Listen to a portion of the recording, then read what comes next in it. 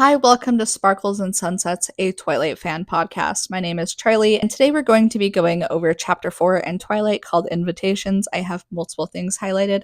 This is another kind of nothing burger chapter. Both very important things happen while also nothing happens at the same time, so I'll kind of just get into it.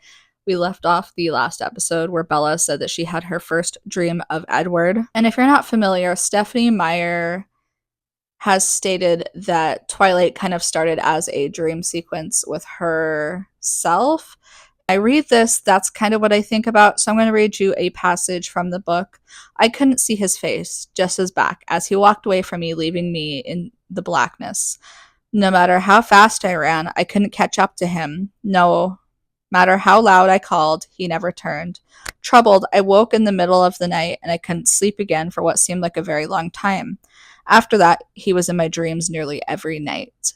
We are now about a month out from the quote unquote accident where Edward literally saved Bella's life. Edward's kind of ignoring her in school and she is getting very frustrated. And since he's been kind of ignoring her, she decides to approach him in biology. And hello, Edward, I said pleasantly to show him I was going to behave myself. He turned his head a fraction toward me without meeting my gaze, nodded once, and then looked the other way. And that was the last contact I had with him, though he was there a foot away from me every day. So again, he wants nothing to do with her right now. She's like, please, like, speak to me, Edward. Hey, Edward, I'm speaking very nicely to you. Please don't make me cry, but I kind of want to get to know you. She makes multiple points that Mike and Eric are very excited that Edward no longer is giving her any time or attention. And currently, right now, in the Forks High School, there is a spring dance. And of course, both Mike and Eric want to go with Bella, and Bella doesn't want to go with either of them, while her friends want to go with those boys. Mike actually asked Jessica even first and had to be like, hey, like, let me think about it. So just when Jessica told Bella about this, she's like, that's great, that you'll have a lot of fun. When Mike told Bella about this, she was like, great, you'll have a lot of fun with Jessica. And he's like, well, I was kind of hoping you would go with me. And she's like, oh, I'm going to be out of town. I cannot go to the prom. Please don't ask me again.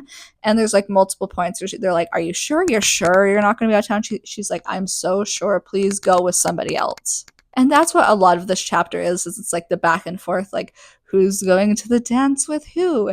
And this was a chapter that was a lot more exciting when I was younger, but a chapter that now is extremely boring to me. This chapter, definitely, the last two chapters I think have been fairly boring. Not a lot's happening. It's mostly just Bella being like, dang, I wish Edward was here. Dang, I wish Edward would give me attention. I hate these boys that keep asking me out to dances and things and they want to be my friends. No, I want the boy who made me cry. In another class, he says her name and she goes, what, are you speaking to me again? I finally asked, an unintentional note of petulance in my voice. His lips twitched, fighting a smile. No, not really.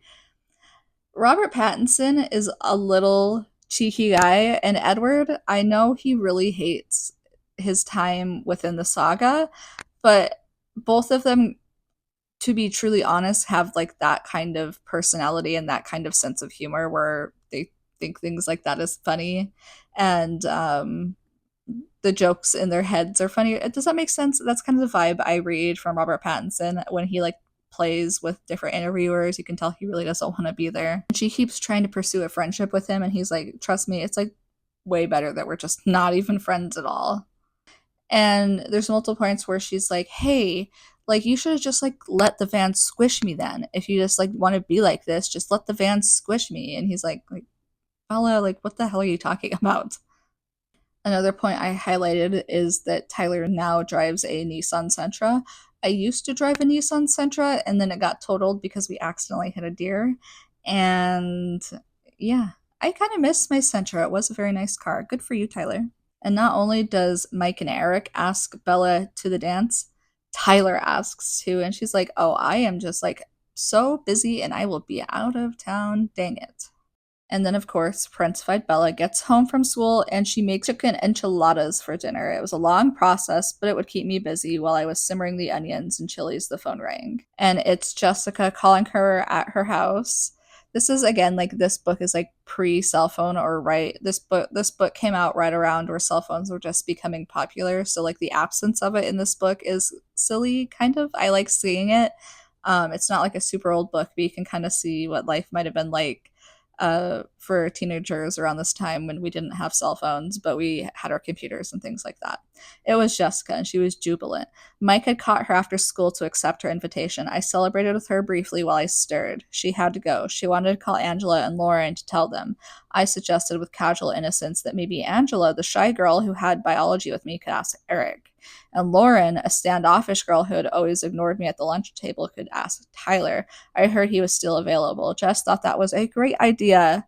Now that she was sure of Mike, she actually sounded sincere when she wished that I would go to the dance. I gave her my Seattle excuse. Again, she keeps telling people, I'm going to Seattle. Like, I'm not. I'm sorry, I'm very busy.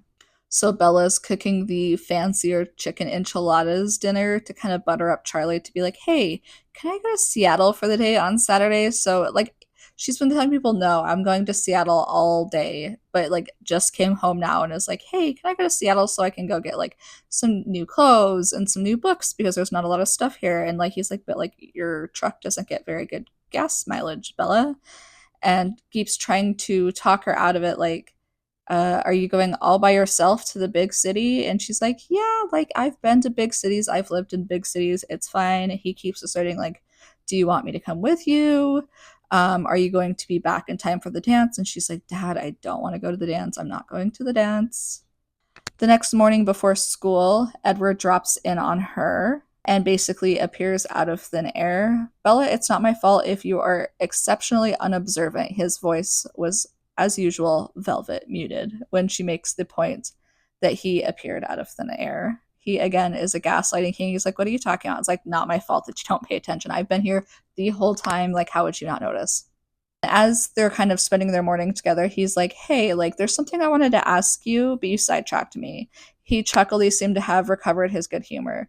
And then I did highlight this part because I was like, again, we talked about the albino comments in chapter 1. But there's a point where she asks him, do you have multiple personality disorder? I asked severely because he's been kind of back and forth with her. It's like, Bella, girl, going back and forth with you and not like giving you a straight answer is not multiple personality disorder or anything related to multiple personality disorder, but okay. And somehow the news of Bella's Seattle trip has gone to Edward, and he's like, I heard you're going to Seattle. I was wondering if you wanted a ride. And she's like, with who? And he's like, myself, obviously, duh. And then we also get another point that didn't age very well. I'm going to read this as written, this section through. Again, he says, myself, obviously, he enunciated every syllable as if he were talking to someone mentally handicapped. Yikes. Bella. No. Bella, no. No. Let's rewind that. And she argues back and forth with him, like, no, my truck's fine. I'm getting to Seattle. Like, I do not need you. I do not want you. I'm getting to Seattle, Edward. I don't want to go with you. And this is the kind of a turning point at the end of this chapter. It's always at the end of these chapters. It's a whole lot of nothing burger. And then the end of the chapters, there's like a ton of information and a lot of things that are very important. It certainly would be more prudent for you not to be my friend, he explained. But I am tired of trying to stay away from you, Bella. His eyes were gloriously intense as he uttered that last sentence, his voice smoldering. I couldn't remember how to breathe. Will you go with me to Seattle? He asked, still intense. I couldn't speak yet, so I just nodded. And he basically just like wooed her until she was like, yeah, I'll go to Seattle with you. Sounds good. That sounds great. Imagine Charlie who's like, please, can I take you, Bella? And she's like, nope, do not need help. And then like this boy that like she barely knows and she really probably hasn't even mentioned to him at all is like they've talked about the Colons, but not Edward specifically, is going to now drive her to Seattle. And he's like, you really should stay away from me, he warned. I'll see you in class. So now he's like, we really shouldn't be doing this, but see you later, girl. See you in Seattle. Can't wait to drive you. So that's kind of where we're at in the story. The next chapter is going to be chapter 5, Blood Type. I think I talked in a previous podcast about how I wanted to get this done by the end of the month. And I was looking at the chapters wrong. For some reason, I thought there was only 13 chapters in this book. No. There's 14 in an epilogue. So, or there's 24 in an epilogue. So I don't know if that's going to happen. I'm going to get through as much as I can in February while also making my other content. And then I'm going to take a small break and then we're going to move on to New Moon again. Thank you guys so much for watching and hearing me babble about Twilight again. I appreciate it so much. And I will see you again for the next chapter, Chapter 5, Blood Type. Thank you for tuning in to Sparkles and Sunset, a Twilight podcast. My name is Charlie. And my username here online is It's Barbie Paris, and I really appreciate you taking your time to spend with me and dissect this book with me. Talk to you later. Bye.